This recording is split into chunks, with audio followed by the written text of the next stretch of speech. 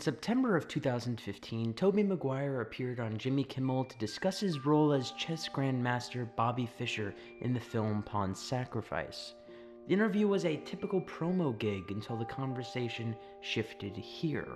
Bobby Fischer, for those who don't know, for those who are either too young to remember or who just don't know, he was one of the most famous people in the country, in the world, really, in the, early 70s, right? Yeah, I believe 1972, you could say he was the most famous man in the world, or most famous person in the world, measured essentially by he was in the media more than anybody else that year. He was their Donald Trump. He was their Donald Trump, exactly. The comparison isn't just a good laugh for late-night TV. It's an undeniable reality that has great implications for the future of our very culture. The fact is, Fischer and Trump are almost identical cultural figures, just positioned on different spots of the timeline. They commanded our undivided attention for the same reason: their drive to win the game. In 1972, Bobby Fischer, already a chess grandmaster and US champion, set his eyes upon the World Chess Championship. In 2015, Donald Trump descended from the endless escalators of Trump Tower to announce his intentions to seek an even greater prize: the White House. Both faced seemingly insurmountable odds. Fischer seeking a title never held by a player born in the United States, with the daunting challenge of usurping the crown from Soviet all-star Boris Spassky, while Trump was met with even greater challenges, fighting to be the only US president with no prior political or military experience amongst a bloated 17-person Republican primary.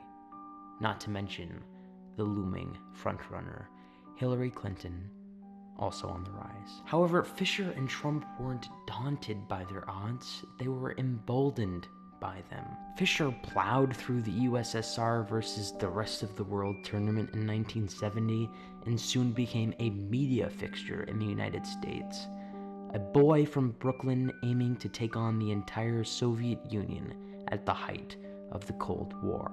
Similarly, Trump emerged as an immediate frontrunner during the Republican primaries, taking center stage at the first debate on Fox News, and the cameras would never stop rolling. As Fischer and Trump picked off their competitors one by one, they were elevated irrevocably as cultural icons. Fischer had become the most famous athlete in America, most certainly the most famous chess player. He was bold and brash, never ceasing to exude well-justified confidence, and garnered the occasional laugh, too. I had a date last night. No kidding, how'd you do? Great, I beat her in 4 moves.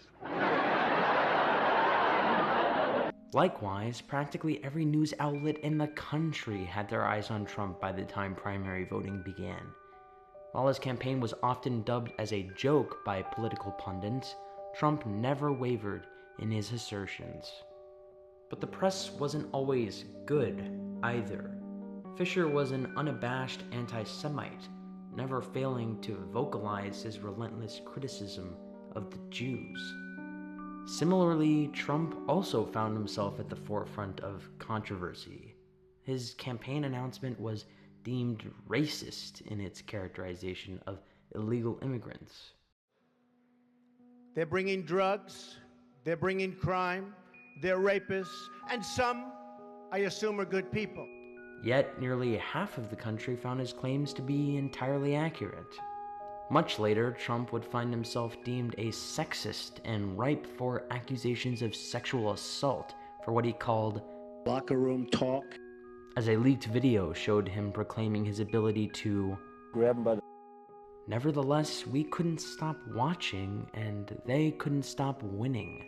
While Fischer secured his seat against reigning champ Boris Spassky in the World Chess Championship, Donald Trump defeated his Republican competitors to face Hillary Clinton in the general election. After nail-bitingly intense challenges, Fischer losing the first match of the championship to a well-prepared Spassky, as depicted here in Maguire's portrayal, and Trump finding himself hammered in the first debate by a well-prepared Clinton, the duo found themselves claiming an unexpected triumph. Fischer crowned world chess champion, and Trump declared president-elect. Sorry to keep you waiting, complicated business. While Trump's path forward is unclear, Fischer's response to victory remains all too familiar. Following his victory, Fischer would forfeit the title in 1975 as a result of what many called unreasonable demands in his proposed match against Karpov. Furthermore, his 1992 rematch against Spassky violated an executive order against economic activities in Yugoslavia, marking Fischer's life as a fugitive and immigrant to Iceland. Fischer's commentary soon became increasingly aggressive, applauding the 9/11 attacks on the World Trade Center and calling for both a military coup of the United States and the massacre of hundreds of thousands of Jewish ringleaders across the country. The question is, what will Trump's path become? Will he too find himself defeated by victory? Or, more optimistically, has Trump's path just begun, with the true game to be won a simple promise? We will make America great again.